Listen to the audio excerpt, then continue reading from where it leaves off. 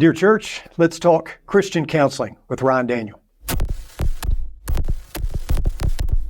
Hello and welcome to the Dear Church podcast. I'm your host, Chris McCurley, joined by Ryan Daniel today. Ryan, thank you for being here. Absolutely. Wish we had a studio audience. We could give you some applause, but Appreciate it. We're glad that you're here. And so to introduce you to our viewers and listeners, the church where I serve, the Walnut Street Church of Christ here in Dixon, has a counseling center just right down the road from us that is fully staffed, and you are the head of that counseling center. But the interesting thing about it is, for different reasons, you are not a member here at Walnut Street. You actually are a member at Concord Road in Brentwood, where my friend Dan Chambers is the preacher. I'm sorry. Yes. Yeah. Well, a lot of sympathy there. Yeah.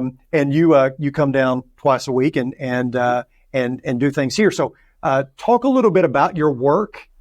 First of all, tell us a little bit about you and your family, and then talk a little bit about the counseling center and what they do. Yeah. So I'm Ryan Daniel, and I'm a LPC MHSP, which is the nice letters for saying licensed professional counselor, mental health service provider, and been married for almost 20 years to my wife, Jessica. Got two boys, Will, who's 15, James, who's 10. So that's kind of my situation. And I've been at Concord Road there with Dan Chambers, and then before that was Phil Sanders. Been there for probably 22 years, something like that. So I've been there a long time with that congregation. So I got a call from Brian McAllister about coming over here a long time ago, a few years ago, about maybe doing counseling a couple times a week. So I serve members of the Walnut Street Church. That's one of the reasons I don't go to the congregation here, is because they wanted that separation where I can see members here. So I don't know members here other than if I see them via counseling. Yeah. So that's kind of part of the reason for that. And we have a couple of our members here at Walnut Street that are counselors at the counseling center,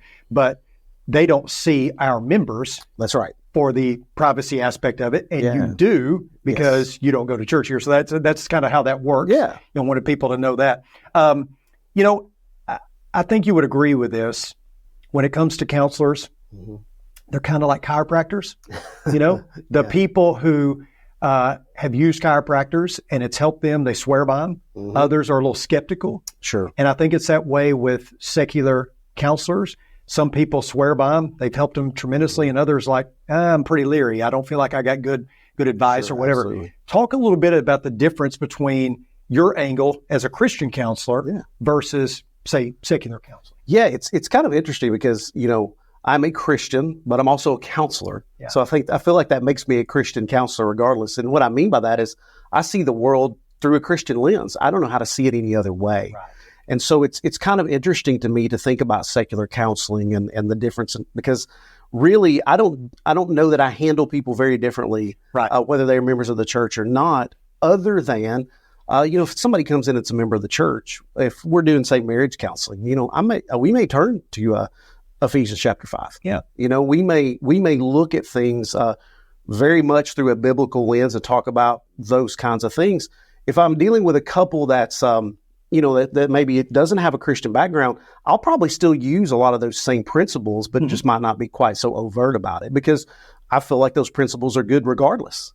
For instance, when you look at Ephesians 5, husbands are to love their wives as Christ loved the church, and wives are to respect their husbands.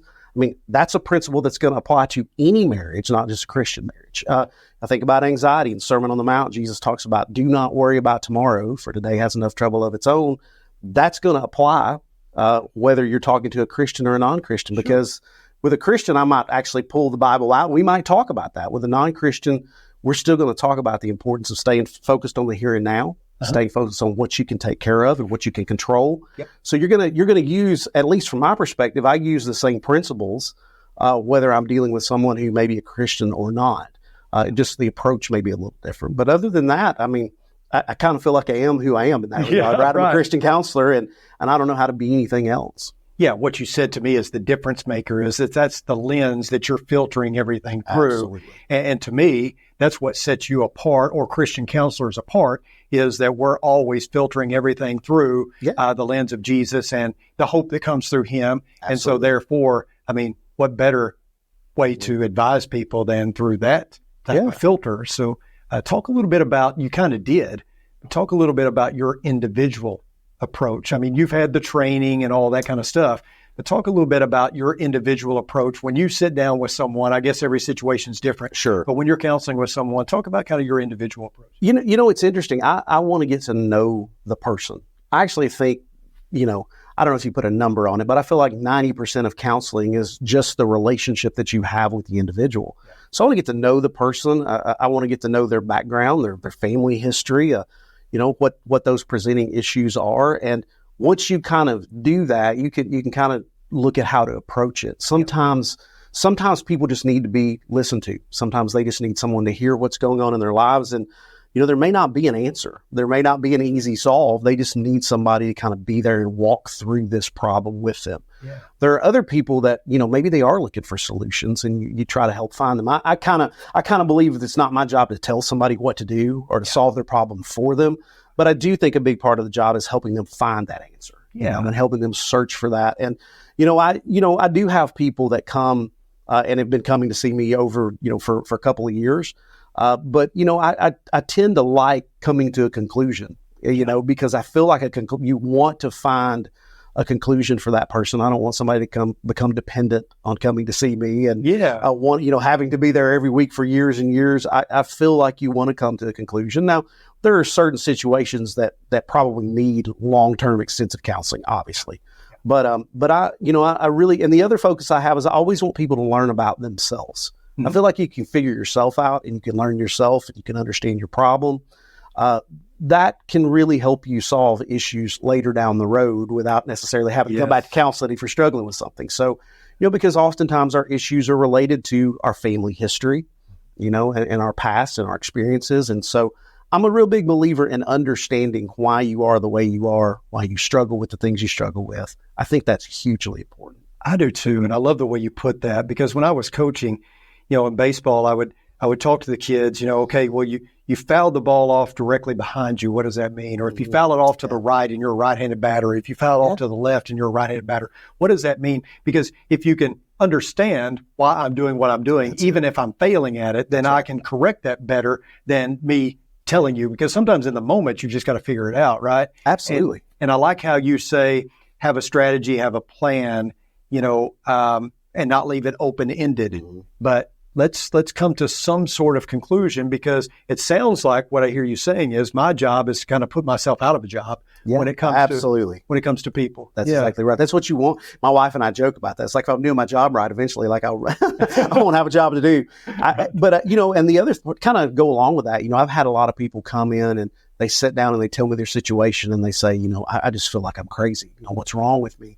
And of course, sometimes I want to go, you should just talk to the person that just walked out the door, because they're dealing with the same thing, and so I think a big part of it is if you help people understand that, it also takes that away where they don't feel like something's wrong with me or I'm crazy, or it's like, no, these problems are normal. I mean, honestly, most of the things that you deal with and you see in my line of work, most of those things, lots of people struggle with. They're not, most of them, it's very rare you get something and go, wow, I've never heard that before. I mean, it does happen, but it's not that often. Yeah, you're not as abnormal as you think. That's right. Absolutely. Right. I'm sure some things are way more complicated than others. And, talk about some of the changes you've seen in your time of doing this. I'm certain that things are different today than they were, say, 20 years ago. What are some of the big changes that you've seen just in the job and the people who come through and the problems maybe that?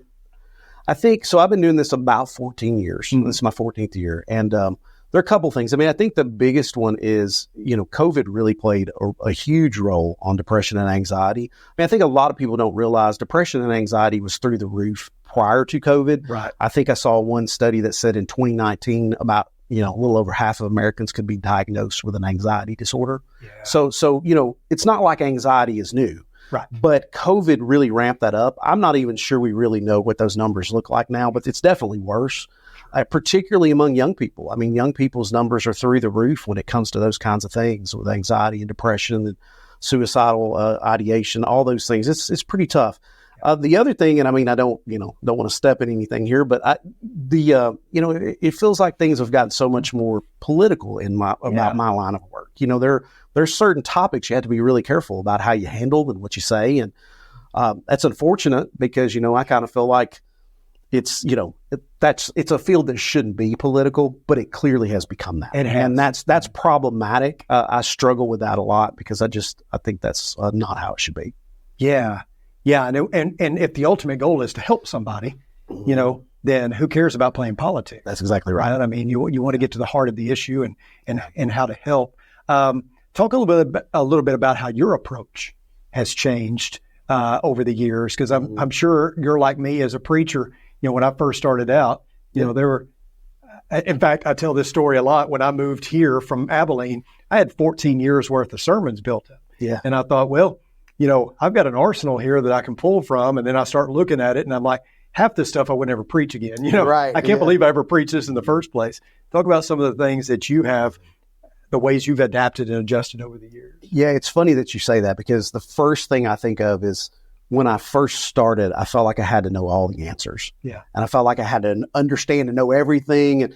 And now that I've done this for a while, I realize there are a lot of situations there are no answers for. Yeah. And so, I feel like I'm much calmer and more relaxed as far as, just kind of walking on the journey with the individual.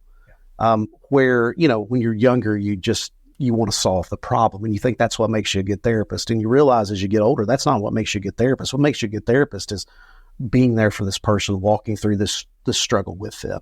I think that's one of the things I've learned. And, oftentimes, and you hate to say it this way, but it's true. Oftentimes there are people that you don't help, and it's not because you're not doing your job. It's because they're not making changes. They're not taking to heart what's going on. There's a lot of that goes on. And when I was younger, I used to think if something wasn't getting better, it was my fault. Yes. Now I know it's not my fault. And obviously I want to be honest with myself and look at myself and say, hey, there might be things I could do different or do better. Absolutely. But, I had a licensure supervisor that once told me that you're not going to make things worse. Yeah. You're not going to make things worse. And I believe that's true. I really do.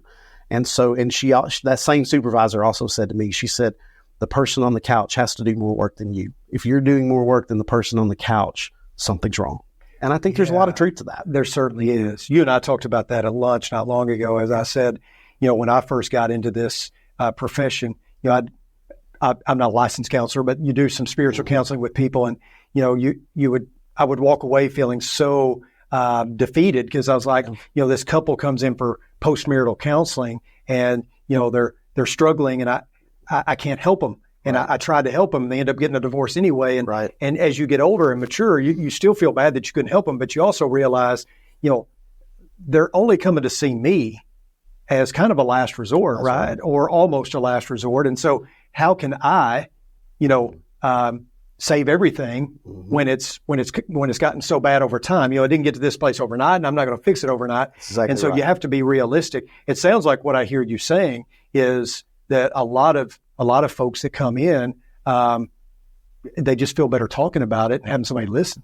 Yeah, I think that's a large part about it. I mean, there are obviously situations that go beyond that where you can really help people find answers and make changes. And, especially with things like anxiety and depression, or even in marriage counseling, you want people to make changes. Sure. You don't want them to stay where they are. But there are situations where that is just your job, is just to listen. I can think of a few people I have now, and that's what they need. Yeah. I mean, I've had a few people tell me that's what they need. I just need somebody to listen. And I think that's true in a lot of cases. I think it is. Yeah. I know that I've found that when people come to speak to me is, just having a soundboard. But you said something a while ago that, I want to come back to, is when you said, when people come in,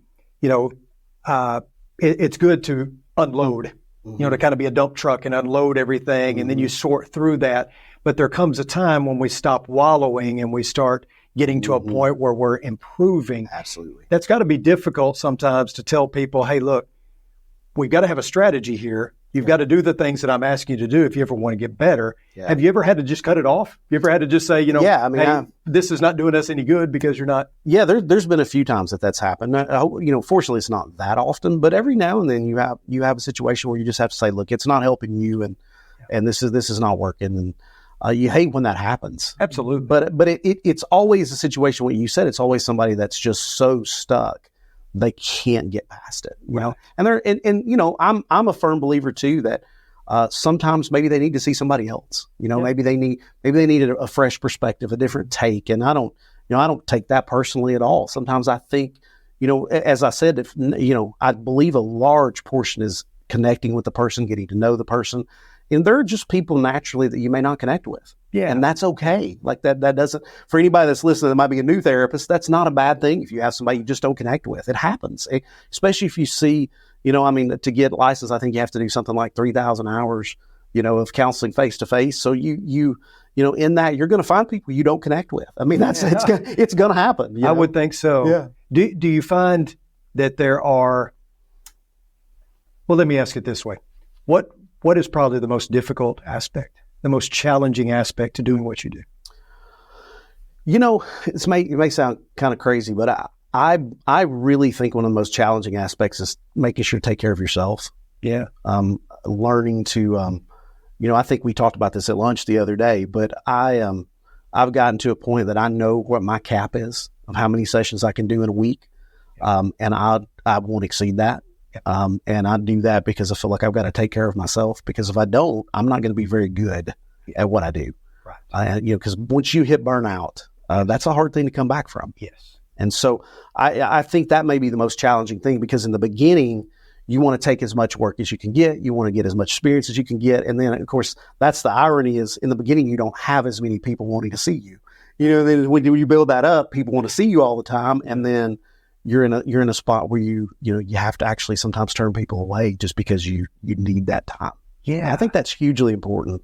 I really do. I think in ministry too. Absolutely. I tell younger ministers all the time, starting out, probably the best word you can apply to your vocabulary is no. Yeah. Learning to tell people no, because one thing about ministry, people will take as much as you give, and they will. And you have to be able to cut it off at some point so you're good for your family and everything else. The reverse of that, what's the biggest blessing in this job?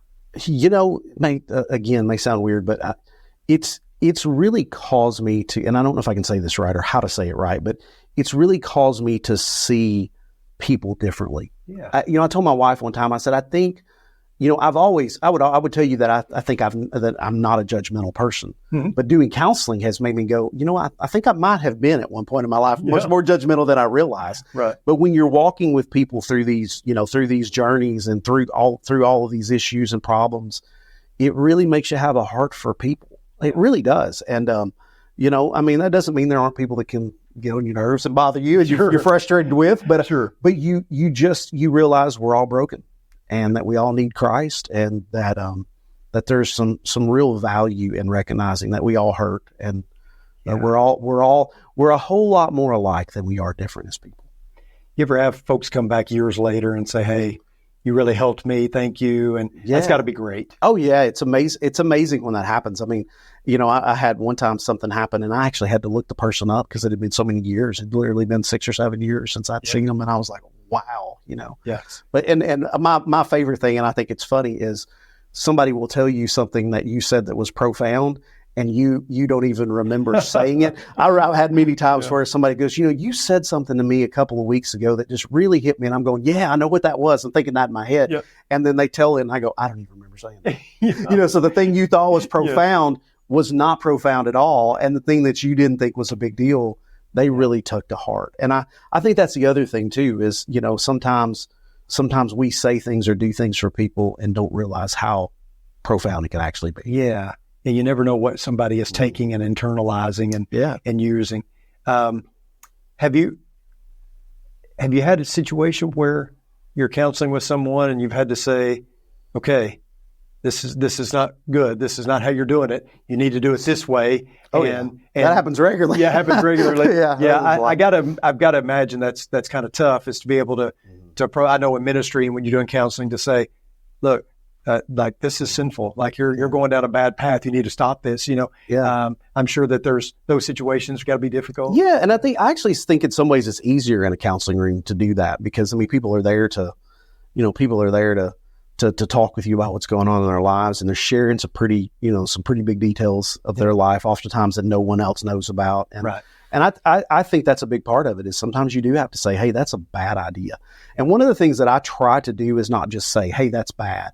I will often try to really explain, let me give you some psychology behind that. Like a common one, and I don't want to delve into this deeply, but like a common one is like, somebody who may be having a sexual relationship outside of marriage, Yeah. and talking to that person and saying, here's why that's not good for you. Let me talk to you about why this is a bad thing for you, and not getting into as much the moral aspect of it as the psychology aspect of it. Yeah. What's this doing to you and the way that you view relationships and the progression of this relationship and all those things. And, it's amazing when you talk to people in that way, as Sid is saying, that's bad. Mm-hmm. They're much more willing to listen and understand what you're trying to say. Yeah. So I think approach is what matters. That's the one thing I've learned. If you're going to take away what's the most important thing I've learned in counseling over the years, that's probably it, is how you approach something difficult is so important, because you can have the exact same conversation with two different people, and if just your tone is different, it can make an enormous difference. Well, that goes back to what you said earlier. I mean, they're not going to take that to heart as well as if you don't have the relationship. Yeah. And so building that relationship first is huge. Yeah, absolutely. Yeah. One aspect that I wanted to focus on here in the podcast, it's not for all of our viewers and listeners, but maybe it can help, is that, we have a lot of folks that tune in that are local, in the Dixon County area, in this area. And the counseling center is for that. It's for this area for folks to use. And we have a lot of churches in our area that help support the counseling center and that make it available to their members as well. Talk a little bit about the just immediate community aspect of the counseling center, what's provided, or how they can take advantage of that. Yeah, I mean, that's what's neat about it. There are 3 different counselors there in the building, and they do different things.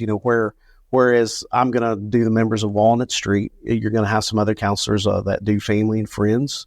And do other churches. You could do clients from other churches. So it's really neat that that's provided. So that part of it is neat, and anybody can reach out to the counseling center and it can see what's available there. But it's a neat thing to have kind of it done in that way, because no matter who you are or where you come from, there's going to be an avenue probably for you to be able to get some services. So it's a neat thing that they're definitely doing for the community here. Yeah, I think it's it's vital. Because, it seems like so many people are dealing with something, and to have that availability to talk. We've through the years had so many people come through that just say, I need somebody to talk to, and we send them there, and I've never heard a negative experience. People coming back saying, it's so helpful, and so thankful that we have that resource. And tell folks how maybe they can get in touch. How they can, maybe if they have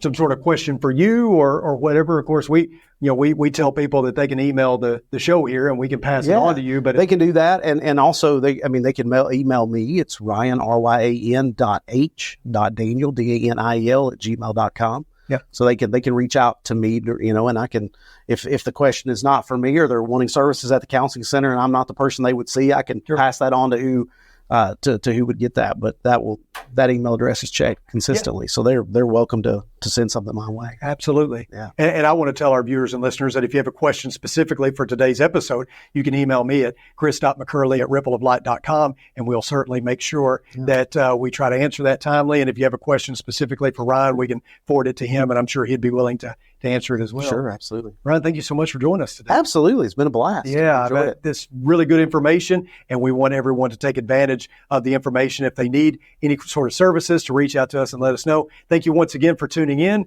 Until next time, may the Lord bless you and keep you. Sincerely, Chris.